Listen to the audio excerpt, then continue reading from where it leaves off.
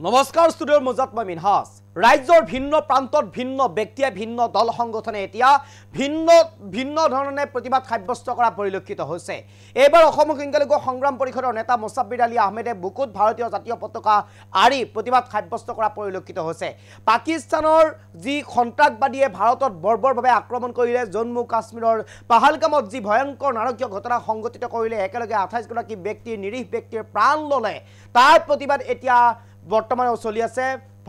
দেশৰ ভিন্ন প্ৰান্তত আৰু ইতিমধ্যে অসমতো তীব্ৰ প্ৰতিবাদ সাব্যস্ত কৰা পৰিলক্ষিত হৈছে ভিন্ন দল সংগঠনে ব্যক্তি বিশেষে তাৰ সমান্তৰালভাৱে অসম সংখ্যালঘু সংগ্ৰাম পৰিষদৰ ফালৰ পৰা প্ৰতিবাদ সাব্যস্ত কৰা পৰিলক্ষিত হৈছে অসম সংখ্যালঘু সংগ্ৰাম পৰিষদৰ নেতা মুছাব্বিৰ আলী আহমেদে ভাৰতীয় জাতীয় পতাকা বুকুত বান্ধি লৈ সাব্যস্ত কৰিছে তীব্ৰ প্ৰতিবাদ ইতিমধ্যে চৰকাৰলৈ আহ্বান জনাইছে ওলাই যাব লাগিলে ওলাই যাম পাকিস্তানত শেষ কৰিম এই মুহূৰ্তত সবিশেষ এই মুহূৰ্তত কবিকাক লৈ কাৰণে চেষ্টা কৰিছো বুকুত জাৰিত ভাৰতীয় পতাকা লৈ প্ৰতিবাদ সংগ্ৰাম পৰিষদৰ নেতা মুছাব্বিৰ আলী আহমেদৰ পাহালগামৰ কাণ্ডক লৈ খৰব নেতাগৰাকী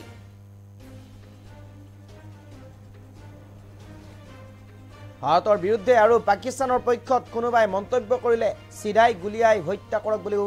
মন্তব্য কৰিলে নেতাগৰাকীয়ে কিছুমান কাঠমুল্লাৰ সাধাৰণ জ্ঞান নথকাৰ ফলত সিহঁতৰ মন্তব্যই মুছলমানক পেলাইছে এতিয়া বিপদত হিন্দু মুছলমান বুলি কথা নাই পাকিস্তানৰ পক্ষ ললেই গুলিয়াই হত্যা কৰিবলৈ আহ্বান মুছাব্বিৰ আলী আহমেদৰ ভাৰত চৰকাৰে আমাৰ হাতত AK-47 উঠাই লাইসেন্স দিয়ক আমি পাকিস্তানৰ বিৰুদ্ধে যুদ্ধ কৰিম এই মন্তব্য এই আহ্বান এতিয়া নেতাগৰাকীৰ ভাৰতবৰ্ষ আমাৰ দেশৰ নিৰীহ মানুহক হত্যা কৰিলে দেশ বচোৱাৰ দায়িত্ব আমাৰ এই মন্তব্য মুছাব্বিৰ আলী আহমেদৰ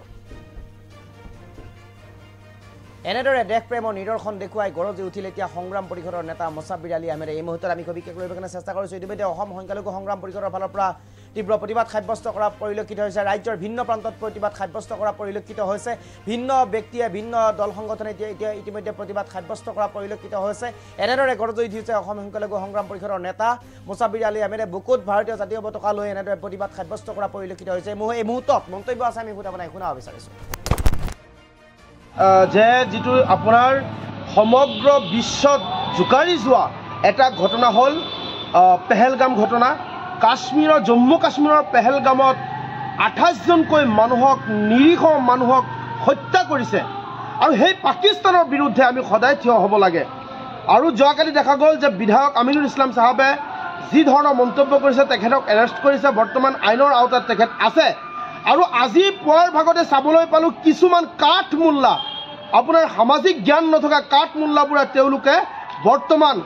কিবা কমেন্ট কৰি পেলাই তেওঁলোকক এৰেষ্ট কৰিছে কৈ আছো যদি কোনো ধৰণৰ কাঠমুল্লা বুলিয়ে নহয় যিসকল ব্যক্তি আমাৰ ইণ্ডিয়াৰ বিৰুদ্ধে গৈ পাকিস্তানৰ হৈ পেলাই কথা ক'ব প্ৰত্যেকজন ব্যক্তিক আমাৰ ভাৰতবৰ্ষ আইনে তেওঁলোকক গুলিয়াই হত্যা কৰক কেৱল এৰেষ্ট নহয় তেওঁলোকক তদন্ত কৰি পেলাই গুলিয়াই হত্যা কৰক আমি অসম সংখ্যালঘু সংগ্ৰাম পৰিষদে দাবী উত্থাপন কৰিছো লগতে আৰু এটা কথা স্পষ্ট কৰি দিছো যদি ভাৰতবৰ্ষৰ কোনোবা এনেকুৱা আইন আছে যদি আমাক যদি ভাৰতবৰ্ষৰ চৰকাৰে যদি আমাক AK-47 হাতত উঠাই দি পেলাই লাইসেন্স দিয়ে তেনেহলে মই মুছাব্বিৰ আলী আহমেদ আহ্বান জনাইছো মোৰ হাতত AK-47 উঠাই দিয়ক আৰু আমি বৰ্ডাৰত গৈ পেলাই পাকিস্তানৰ বিৰুদ্ধে আমি গুলিয়াই তেওঁলোকক হত্যা কৰিম আমি ভাৰতবৰ্ষত কোনোদিনে কোনো এজন ব্যক্তিক এনেদৰে নিৰীহ ব্যক্তিক হত্যা কৰিব আমি অসম সংখ্যালঘু সংগ্ৰাম পৰিষদে আমি কেতিয়াও মানি নলওঁ স্পষ্ট ভাষাত কৈছো কোনো এজন আলিম উলামা মৌলবাদী সন্ত্ৰাসবাদীয়ে নহয় যদি ইয়াৰ বিৰুদ্ধে হিন্দু মুছলমান কোনো এজন ব্যক্তিয়ে যদি ভাৰতৰ বিৰুদ্ধে মন্তব্য কৰে পাকিস্তানক